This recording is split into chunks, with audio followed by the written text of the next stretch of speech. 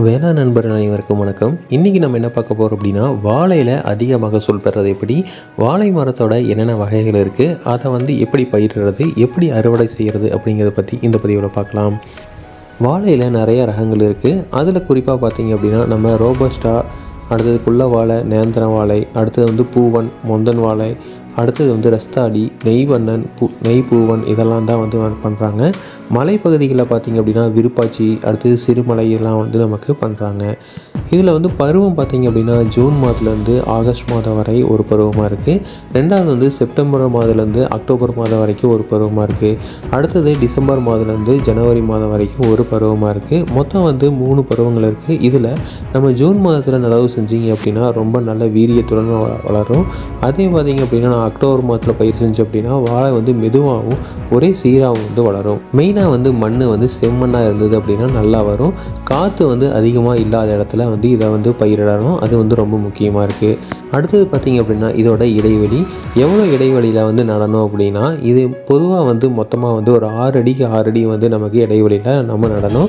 இதில் நம்ம மலை பகுதிகளில் நடுறது மட்டும் பார்த்திங்க அப்படின்னா நம்ம 10 அடிக்கு 10 அடி தான் நம்ம நடணும். இதில் நமக்கு நடவில் ஒற்றை வரிசை முறை, இரட்டை வரிசை முறை, சதுர வடிவு, முக்கோண வடிவு அப்படின்னு நிறைய நடவு முறைகள் இருக்குது.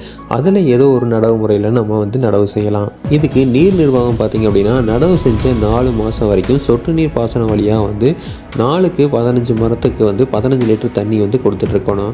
5வது மாதத்துலேருந்து பார்த்திங்க அப்படின்னா தார் வெளியே வரும் தருணது வரைக்கும் 20 லிட்டர் தண்ணீர் நம்ம கொடுக்கணும். அதுக்கப்புறம் அறுவடை வரைக்கும் 25 லிட்டர் தண்ணி நம்ம கொடுத்துட்ருக்கணும். இதுக்கு உரங்கள் பார்த்திங்க அப்படின்னா நம்ம தலை சத்து, மணி சத்து, சாம்பல் சத்து கண்டிப்பாக கொடுக்கணும். அதுக்கப்புறம் பார்த்திங்க அப்படின்னா நம்ம 130 கிராம் மியூட்ரோட் சாம்பல் சத்தை நம்ம கொடுக்கலாம். அது மட்டும் இல்லாமல் அசோஸ்பைர்லம் இல்லை பாஸ்போ பாக்டீரியா உரத்தை நம்ம ஒரு மரத்துக்கு 20 கிராம் அளவுக்கு நம்ம கொடுக்கணும்.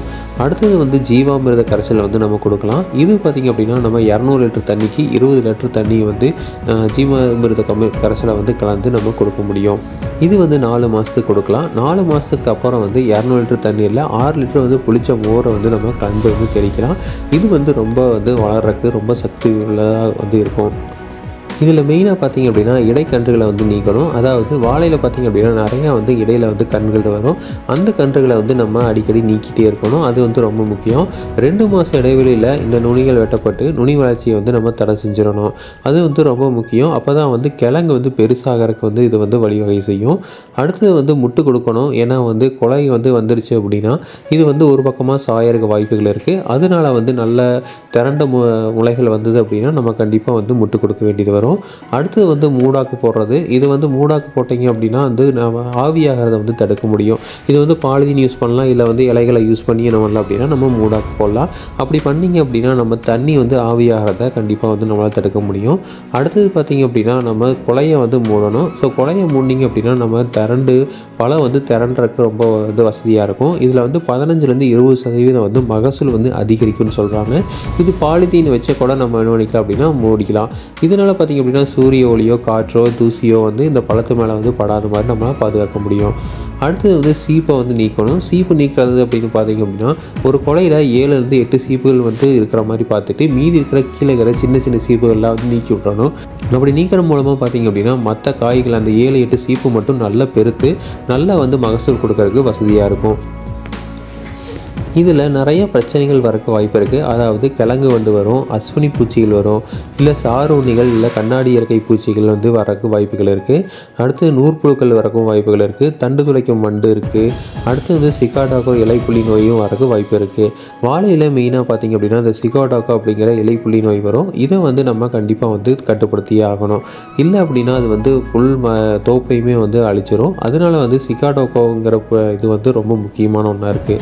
இதில் அறுவடை பார்த்திங்க அப்படின்னா 12 மாதத்துலேருந்து 5 மாதத்துக்குள்ளே நம்ம அறுவடைக்கு தயாராகிடும். இதை நம்ம நல்லா பூத்து 90லேருந்து 150 நாட்கள் கழித்து தார்களை நம்ம இதை அறுவடை செய்யலாம். மகசூல் பார்த்திங்க அப்படின்னா ஒரு ஏக்கருக்கு ஒரு வருஷத்துக்கு பூவன் 40 முதல் 50 டன் வரும். மொந்த வாழை எடுத்துட்டிங்க அப்படின்னா 30லேருந்து 40 டன் வரும். ரஸ்தாளி 40லேருந்து 50 டன் வரைக்கும் வரும். ரோபஸ்டா 50லேருந்து 60 டன் வரைக்கும், குள்ள வாழை 50லேருந்து 60 டன் வரைக்கும் மகசூல் கிடைக்குது.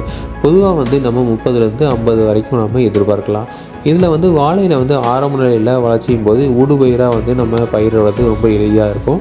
இதை வந்து வாழையை தொடர்ந்து கத்திரி, கருணக்கிழங்கு, மஞ்சள், மிளகாய் இதெல்லாமே வந்து ஊடுபயிராக வந்து நம்ம பயிரிடலாம். வாழையில் வந்து இதெல்லாம் வந்து நீங்கள் பண்ணீங்க அப்படின்னா கண்டிப்பாக வந்து நல்ல மகசூல் வந்து கிடைக்கும். ஸோ இதில் வந்து நமக்கு உரம் பார்த்தீங்க அப்படின்னா மெயினாக வந்து போடக்கூடிய உரம் வந்து சாம்பல் சத்தும் மணிச்சத்தும் வந்து அதிகமாக கொடுக்கணும்.